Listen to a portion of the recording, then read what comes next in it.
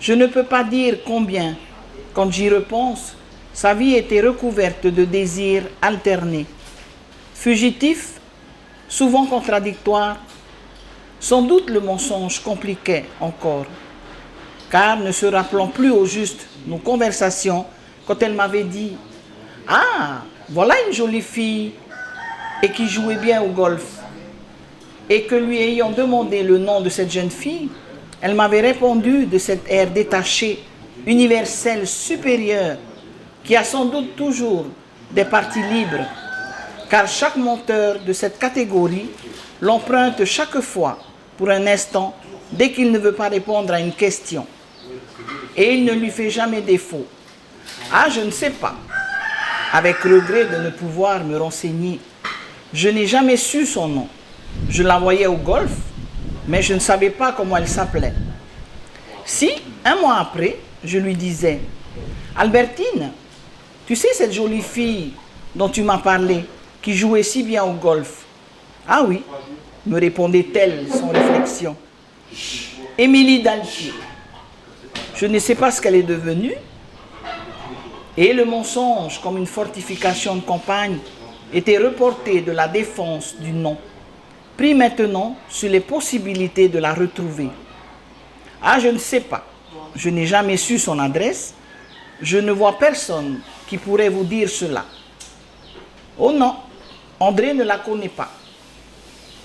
André ne l'a pas connue.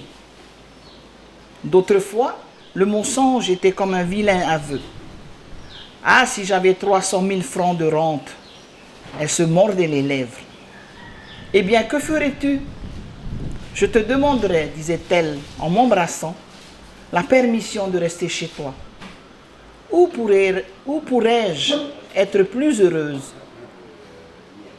Mais même en tenant compte des mensonges, il était incroyable à quel point sa vie était successive et fugitif ses plus grands désirs. Elle était folle d'une personne et au bout de 3 jours, n'eût pas voulu recevoir sa visite. Elle ne pouvait pas attendre 1 heure que je lui eusse fait acheter des toiles et des couleurs, car elle voulait se remettre à la peinture. Pendant 2 jours, elle s'impatientait, avait presque des larmes vite séchées d'enfant à qui on a ôté sa nourrice. Et cette instabilité de ses sentiments à l'égard des êtres, des choses, des occupations, des arts, des pays, était en vérité si universelle que si elle avait aimé l'argent, ce que je ne crois pas, elle n'a pas pu l'aimer plus longtemps que le reste. Quand elle disait « Ah, si j'avais 300 000 francs de rente », même si elle exprimait une pensée mauvaise, bien peu durable, elle n'eût pu s'y attacher plus longtemps qu'au désir d'aller au rocher, dont l'édition de Madame de Sévigné, de ma grand-mère, lui avait montré l'image de retrouver une amie de golf, de monter en aéroplane, d'aller passer la Noël avec sa tante ou de se remettre à la peinture. Au fond, nous n'avons faim ni l'un ni l'autre. On aurait pu passer chez les Verdurins, dit-elle. C'est leur heure et leur jour. Mais si vous êtes fâchés contre eux, oh, il y a beaucoup de cancans contre eux. Mais dans le fond, ils ne sont pas si mauvais que ça. Madame Verdurin a toujours été très gentille pour moi. Et puis, on ne peut pas être toujours brouillé avec tout le monde. Ils ont des défauts, mais qu'est-ce qui n'en a pas? Vous n'êtes pas assez habillé, il faudra rentrer vous habiller. Il serait bien tard. Oui, vous avez raison, rentrons tout simplement, répondit Albertine avec cette admirable docilité qui me stupéfait toujours. Le beau temps, cette nuit-là, fit un bond en avant, comme un thermomètre monte à la chaleur.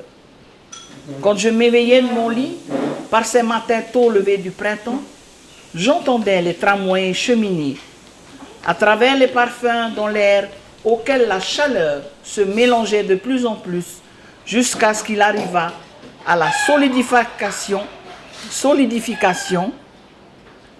et à la densité de midi.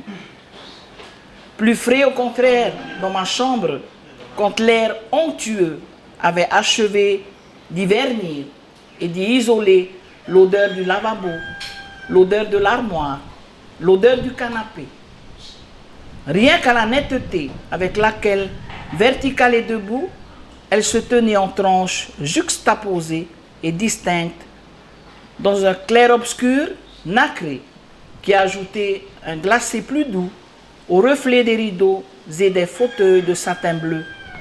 Je me voyais, non par un simple caprice de mon imagination, mais parce que c'était effectivement possible, suivant dans quelques quartiers neufs de la banlieue, pareil à celui où à Balbec habitait Bloch.